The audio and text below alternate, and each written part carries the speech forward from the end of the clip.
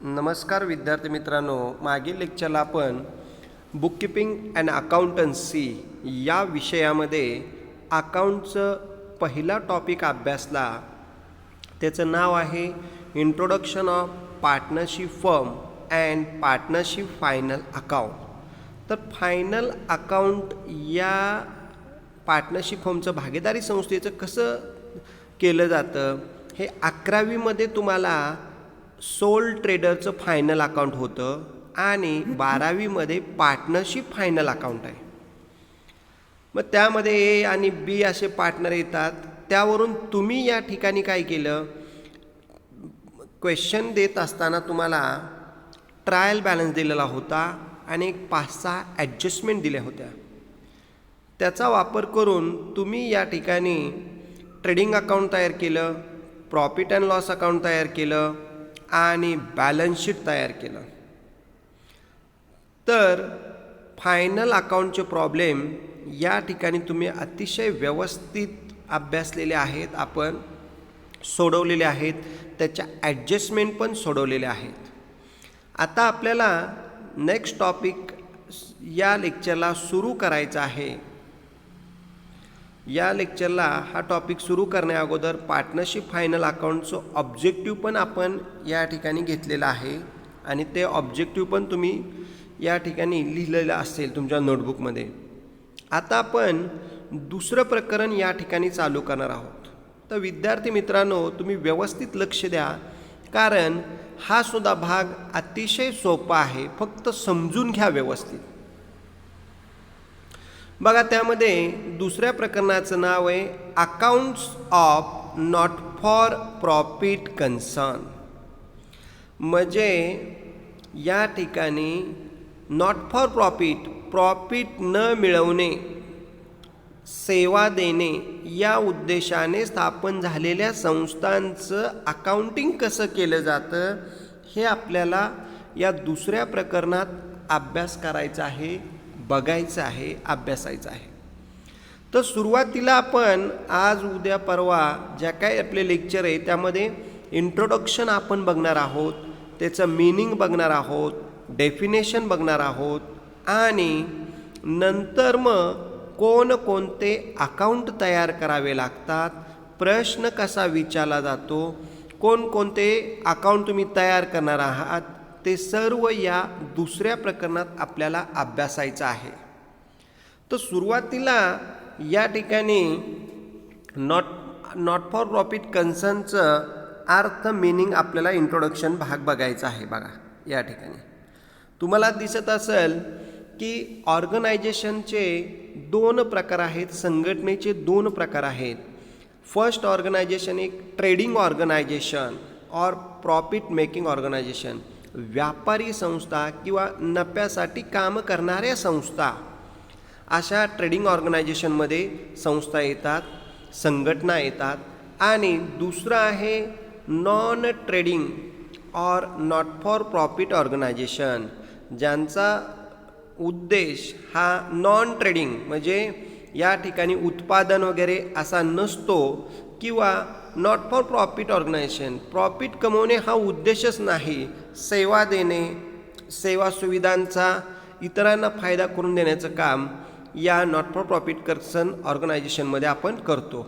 मग या ठिकाणी ट्रेडिंग ऑर्गनायझेशन ज्या काय उत्पादित संस्था आहेत, कंपन्या आहेत, त्या कंपन्या प्रॉफिटसाठी काम करत असतात. आणि महत्त्वाचं म्हणजे ट्रेडिंग ऑर्गनायझेशनमध्ये खरेदी विक्री, buying and selling of the goods and services, म्हणजे या ठिकाणी ट्रेडिंग ऑर्गनायझेशनमध्ये खरेदी विक्रीचे व्यवहार, मालाचे व्यवहार, सर्व्हिसेसचे व्यवहार आपण करतो. आणि सोल ट्रेडिंग कन्सर्नसुद्धा, एकल व्यापारीसुद्धा ट्रेडिंग ऑर्गनायझेशनमध्ये काम करत असतो. आणि त्याचबरोबर कोऑपरेटिव्ह ऑर्गनायझेशन, ज्या सहकारी संस्था आहेत त्यासुद्धा ट्रेडिंग ऑर्गनायझेशन करतात, म्हणजे खरेदी विक्री करत असतात. पब्लिक लिमिटेड कंपनी, प्रायव्हेट कंपन्या यांचासुद्धा उद्देश नफा मिळवणे हा असतो. मग ट्रेडिंग ऑर्गनायझेशनमध्ये आपण फायनल अकाउंट तयार करत असताना मागील टॉपिकमध्ये पहिलं अकाउंट तयार केलं आहे ते म्हणजे ट्रेडिंग अकाउंट, दुसरं अकाउंट तयार केलं तुम्ही profit and loss account, and तिसरं आहे बॅलन्स शीट. मग बॅलन्स शीटवरून आपल्याला त्या ट्रेडिंग कन्सर्नचं सर्व आर्थिक परिस्थिती समजत होती. आणि हे फायनल अकाउंट तयार करण्यासाठी आपण बेस हा ट्रायल बॅलन्सचा वापरत होतो. Trial balance it is base and prepare final account, ह्या पद्धतीने करत होतो. हे झालं ट्रेडिंग ऑर्गनायझेशनचं.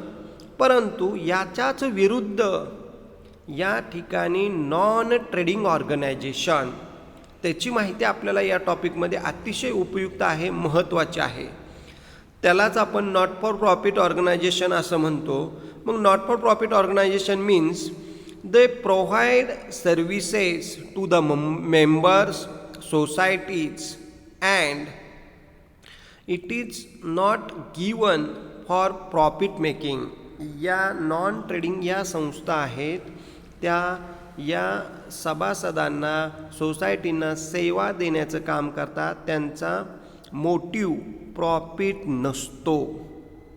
यामध्ये कोणकोणत्या संस्था येतात त्यामध्ये बघा, या ठिकाणी स्पोर्ट्स क्लब म्हणजे क्रिकेट क्लब असू द्या, कबड्डीचा स्पोर्ट्स क्लब असू द्या, लायन्स क्लब असू द्या, चॅरिटेबल या ठिकाणी सर्व क्लब्स हे नॉन ट्रेडिंग ऑर्गनायझेशनमध्ये येतात. त्यानंतर चॅरिटेबल हॉस्पिटल, सर्व गव्हर्मेंटचे हॉस्पिटल, चॅरिटेबल हॉस्पिटल हे सगळे नॉन ट्रेडिंग ऑर्गनायझेशनमध्ये येतात. त्यांचा उद्देश आहे सेवा देणे.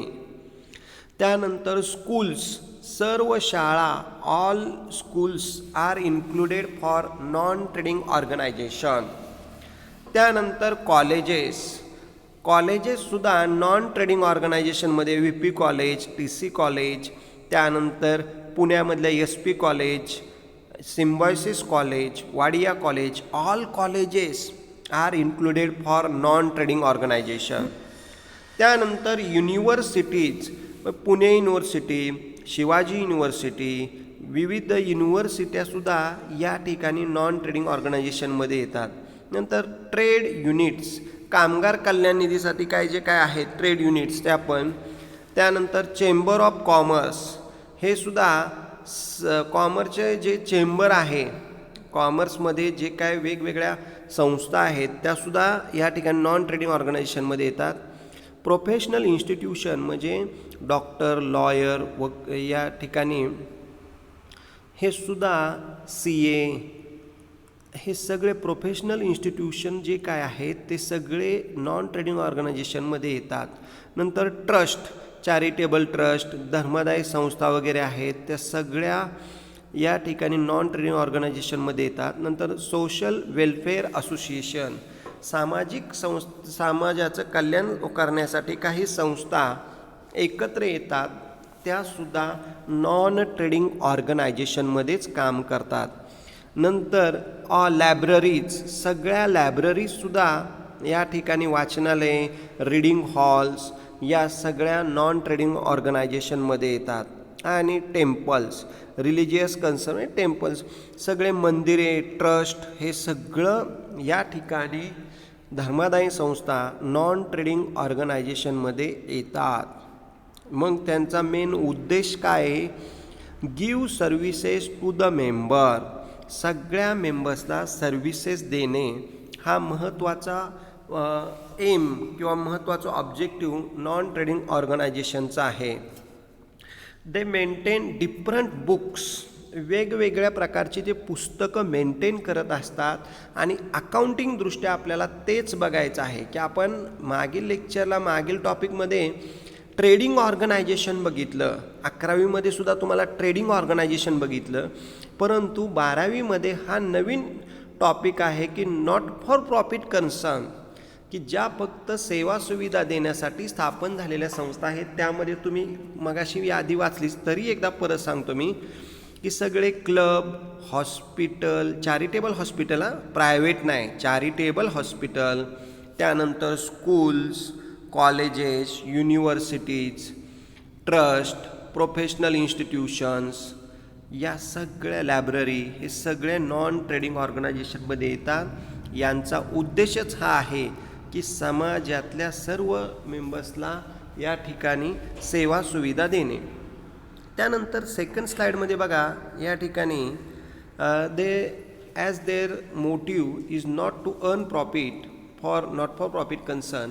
म्हणजे नॉट फॉर प्रॉफिट कन्सर्नचा मेन उद्देश आहे की प्रॉफिट न कमवणे आणि त्या प्रॉफिटच्या बदल्यात लोकांना सेवा सुविधा देणे. मग ह्या नॉट फॉर प्रॉफिट कन्सर्नमध्ये प्रॉफिट अँड लॉस अकाउंट तयार करत नाही, परंतु त्याच्यासारखंच एक अकाउंट तयार करतात. त्याचं नाव आहे income and expenditure account.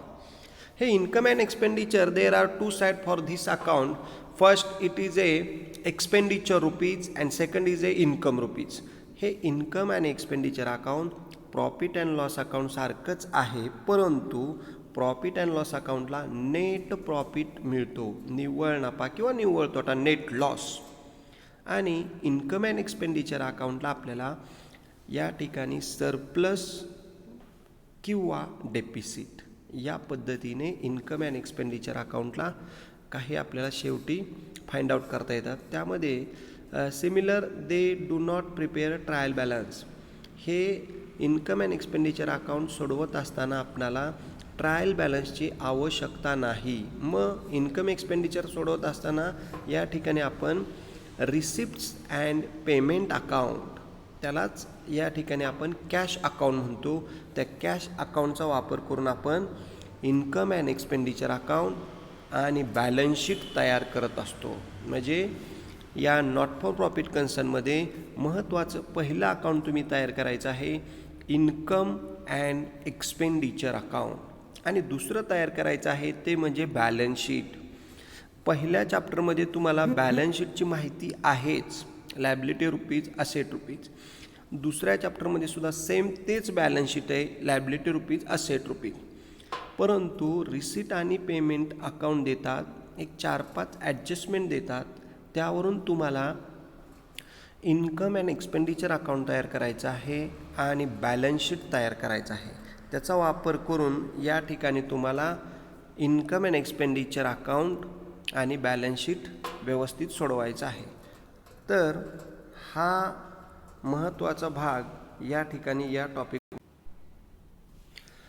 Meaning of not for profit concern. Not for profit कन्सर्नचा अर्थ बघा, they are not started to earn profit but give quality services to its member and societies at the minimum charges. म्हणजे not for profit कन्सर्नमध्ये या ठिकाणी services provide करणं, कमी चार्जमध्ये सर्व्हिसेस प्रोव्हाइड करणं. The main objective provide social services and to promote arts, culture, sports, education, etc. म्हणजे या नॉट फॉर प्रॉफिट कन्सर्नचा मेन पर्पज आहे की या ठिकाणी सोशल सर्व्हिसेस, कलागुणांना वाव देणं, कल्चरल सांस्कृतिक activity, sports activity, educational activity या डेव्हलप करण्याचं काम नॉट फॉर प्रॉफिट कन्सर्नच्या माध्यमातून केलं जातं. त्या या ठिकाणी प्रॉफिट ऑर्गनायझेशनसारखं काम करत नाही, तिथं प्रॉफिटला नाही तर सर्व्हिसला प्राधान्य दिलं जातं. आणि यामध्ये सुरुवातीला नॉट फॉर प्रॉफिट कन्सर्नमध्ये इन्कम साईडला आपण सबस्क्रिप्शन, वर्गणी वगैरे लिहितो, ॲडमिशन फी, डोनेशन, जे काय मेंबरने दिलेलं असेल, गव्हर्मेंट ग्रँट असेल, या ठिकाणी सर्व आपण इन्कम साईडला लिहितो. आणि तेच आता आपल्याला खाली डिफरन्स दिलेला आहे बघा पुढच्या स्लाईडमध्ये. Profit organisation and not for profit ऑर्गनायझेशनचा डिफरन्स मेन दिलेला आहे बघा. प्रायमरी ऑब्जेक्टिव्ह काय आहे प्रॉफिट ऑर्गनायझेशनचं, अर्न प्रॉफिट, आणि नॉट फॉर प्रॉफिट कन्सर्नचं काय, प्रोव्हाइड सर्व्हिसेस. आता ट्रायल बॅलन्स, प्रॉफिट ऑर्गनायझेशनमध्ये ट्रायल बॅलन्स आपण प्रिपेअर करतो, त्याच्यावरून प्रॉफिट ऑर्गनायझेशनचे अकाउंट आपण ट्रायल बॅलन्स ओपन करतो. पण इकडं नॉट फॉर प्रॉफिट कन्सर्नमध्ये do not prepare trial balance. मग कोणता अकाउंट नॉट फॉर प्रॉफिट कन्सर्नमध्ये तयार करतात, तर receipts and payment accounts is prepare. म्हणजे नॉट फॉर प्रॉफिट कन्सर्नमध्ये रिसिप्ट्स अँड पेमेंट अकाउंट आपण तयार करतो. मग या ठिकाणी प्रॉफिट ऑर्गनायझेशनमध्ये अकाउंटिंग स्टेटमेंट कसं केलं जातं प्रॉफिटवाल्यांचं, कोणता अकाउंट तयार करतो, तर प्रॉफिटमध्ये trading account, profit and loss account आणि बॅलन्स शीट आपण तयार करतो. पण नॉट फॉर प्रॉफिट कन्सर्नमध्ये या ठिकाणी नीट व्यवस्थित लक्ष द्या, इथंच तुमचं बराचसा भाग क्लिअर होऊन जाईल. नॉट फॉर प्रॉफिट कन्सर्नमध्ये रिसिप्ट्स अँड पेमेंट अकाउंट तयार करतो. त्यानंतर सेकंड आहे इन्कम अँड एक्सपेंडिचर अकाउंट तयार करतो आणि तिसरं आहे बॅलन्स शीट महत्त्वाचं तयार करतो. आता या ठिकाणी चौथा पॉईंट बघा, नेट रिझल्ट. प्रॉफिटमध्ये net profit oblique net loss हा रिझल्ट फायनली निघतो, परंतु नॉट फॉर प्रॉफिट ऑर्गनायझेशनमध्ये सरप्लस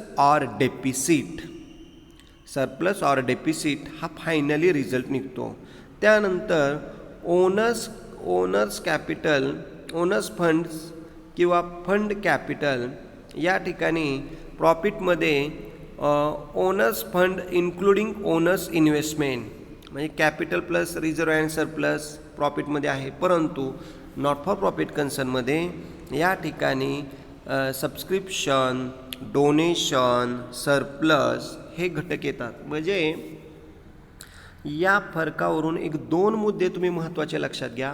प्रॉफिट ऑर्गनायझेशनमध्ये आपण trial balance, trading account, profit loss आणि बॅलन्स शीट हे 4 घटक अभ्यासलेले आहेत. फायनल अकाउंटला ती प्रॉफिट ऑर्गनायझेशन आहे, भागीदारी संस्था. पण या दुसऱ्या प्रकरणामध्ये आपल्याला महत्त्वाचे घटक या ठिकाणी 3च बघायचे आहेत. बघा कोणते ते अकाउंटिंग दृष्ट्या. पहिला आहे रिसिप्ट्स अँड पेमेंट अकाउंट. हे आपल्याला क्वेश्चनमध्ये देतातच.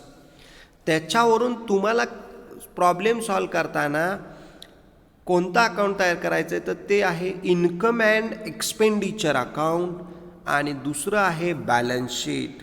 हा महत्त्वाचा घटक आहे. त्यानंतर प्रॉफिटमध्ये नेट प्रॉफिट किंवा नेट लॉस पहिल्या प्रकरणात अभ्यासलं. या प्रकरणात आपल्याला सरप्लस ऑर डेपिसिट अभ्यासायचं आहे. त्यानंतर आता पुढं काय दिलेलं आहे ते बघा नीट महत्त्वाचं. Meaning of receipts and payment account. आता रिसिट आणि पेमेंट अकाउंटचा अर्थ या ठिकाणी आपल्याला विचारलेला आहे, बघायचा आहे. तर डे टू डे ट्रान्झॅक्शनमध्ये नॉट फॉर प्रॉफिट कन्सर्नमध्ये या ठिकाणी सगळे रेकॉर्ड आपण कॅशबुकला किंवा रिसिट्स अँड पेमेंट अकाउंटला करत असतो. मग आता रिसिट आणि पेमेंट अकाउंटला सुद्धा या ठिकाणी रिसिट आणि पेमेंट म्हणजेच कॅश अकाउंट आहे, त्याचं दुसरं नाव रिसिप्ट्स अँड पेमेंट अकाउंट आहे. यामध्ये 2 साईड आहेत. अकाउंटिंग तयार करत असताना या ठिकाणी रिसिट साईडला म्हणजेच डेबिट साईडला या ठिकाणी सगळे येणारं इन्कम असेल, रिसिप्ट्स असतील, येणारं कॅश असेल, येणारी जी काय रोख रक्कम असेल ते आपण रिसिट साईडला लिहितो आणि क्रेडिट साईडला पेमेंट लिहितो आपण. तर ऑल पेमेंट या ठिकाणी क्रेडिट साईडला आपण लिहित असतो, महत्त्वाचं. आणि यामध्ये रिसिट आणि पेमेंट अकाउंट हे कॅश अकाउंटसारखं असल्यामुळं सुरुवातीला ओपनिंग बॅलन्स ब्रॉड डाऊन दिलेला असतो. डेबिट साईडला रिसिट साईडला टू बॅलन्स ब्रॉड डाऊन आणि क्रेडिट साईडला by balance carried down. Closing balance कॅशचा दिलेला असतो. ओपनिंगची कॅश, क्लोजिंगची कॅश. अशा पद्धतीने रिसिट आणि पेमेंट अकाउंटच्या 2 साईड आहेत. आता बघा रिसिट साईडला काय काय येतं तिथं दिलेलं आहे आपल्याला. हे समजलं तर पुढचा भाग समजणार आहे, त्यामुळे नीट व्यवस्थित लक्ष द्या. All receipts during a particular period are debited to receipt and payment account. मग रिसिट साईडला सगळे येणारे revenue receipt or capital receipt हे या ठिकाणी रिसिट साईडला येतात. आणि रिसिट साईडला आपण प्रिव्हियस इयर मागील वर्षाचे सुद्धा येणारे पैसे आहेत ते लिहितो आपण, किंवा करंट इयर चालू वर्षाचं सुद्धा रिसिटला घेतो आणि नेक्स्ट इयरचं सुद्धा रिसिट साईडला लिहितो आपण.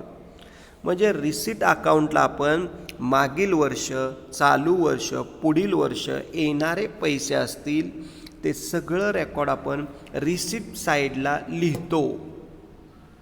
आता त्याच्याच विरुद्ध पेमेंट साईड आहे. मग पेमेंट साईडला सगळे revenue payment, revenue capital expenditure, revenue expenditure आपण पेमेंटला लिहित असतो.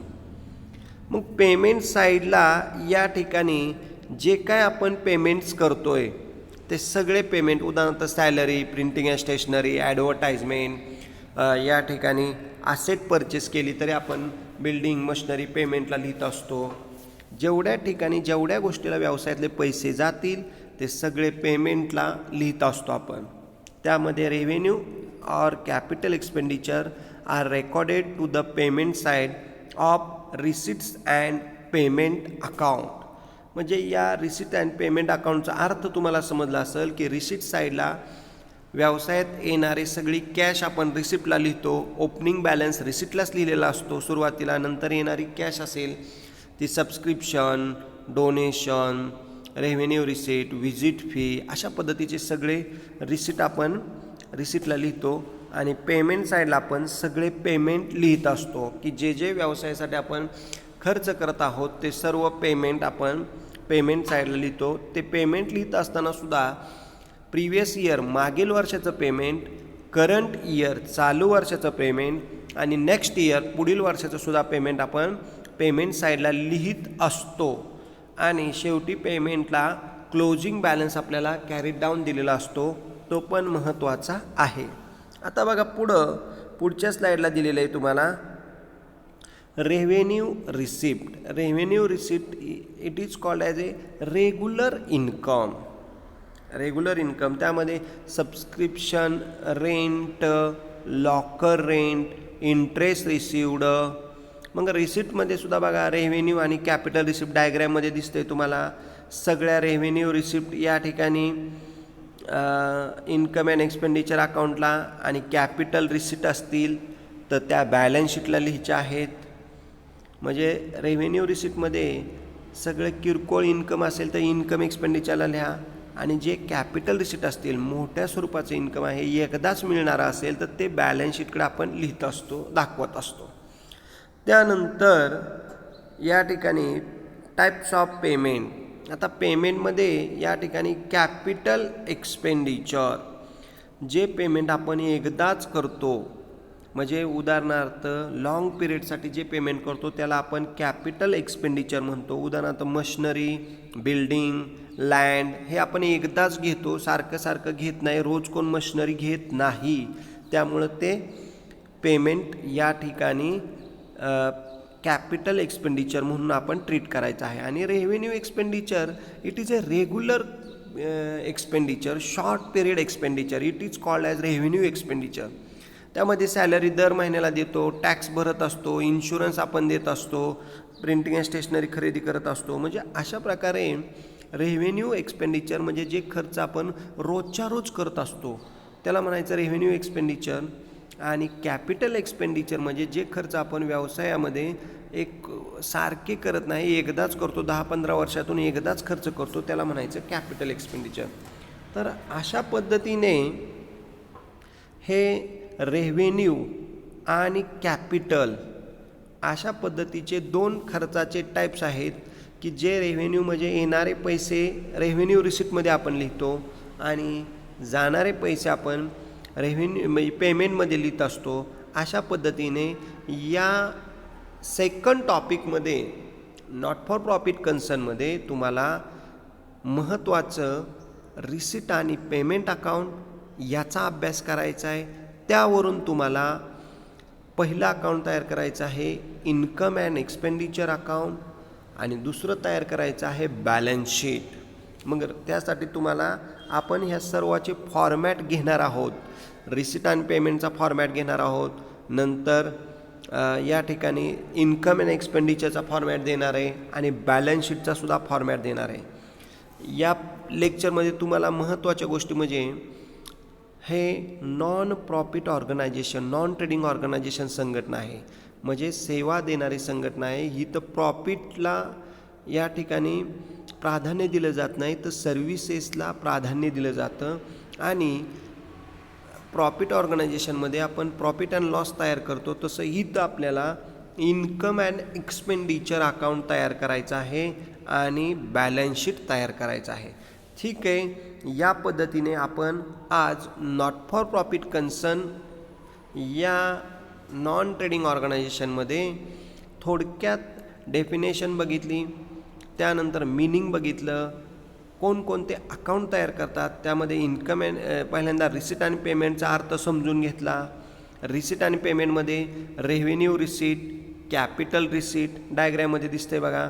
त्यानंतर पेमेंटमध्ये या ठिकाणी रेव्हेन्यू पेमेंट, रेव्हेन्यू एक्सपेंडिचर आणि कॅपिटल एक्सपेंडिचर अशा पद्धतीने खर्चाचे म्हणजे जे किरकोळ खर्च आणि भांडवली खर्च आणि किरकोळ उत्पन्न आणि भांडवली उत्पन्न अशा पद्धतीने आपण या नॉट फॉर प्रॉफिट ऑर्गनायझेशन संघटनेमध्ये या टॉपिकचं प्रास्ताविक अभ्यासलेलं आहे. आता राहिलेला भाग आपण नेक्स्ट लेक्चरला अभ्यासणार आहोत. तर तुम्ही या ठिकाणी याच्या नोट्स काढा, थेरी व्यवस्थित समजून घ्या, परत ऐका, जेणेकरून तुमच्या शंका क्लिअर होतील. जरी कुणाला काही शंका असतील तरी त्यांनी मेसेज करा किंवा फोन करून विचारा किंवा क्लास कमेंटमध्ये तुमच्या कमेंट लिहा, म्हणजे या ठिकाणी समजेल तुमच्या काही शंका आहेत का आणि त्या पद्धतीने त्या आपल्याला क्लिअर करता येतील. ठीक आहे, थँक्यू, धन्यवाद.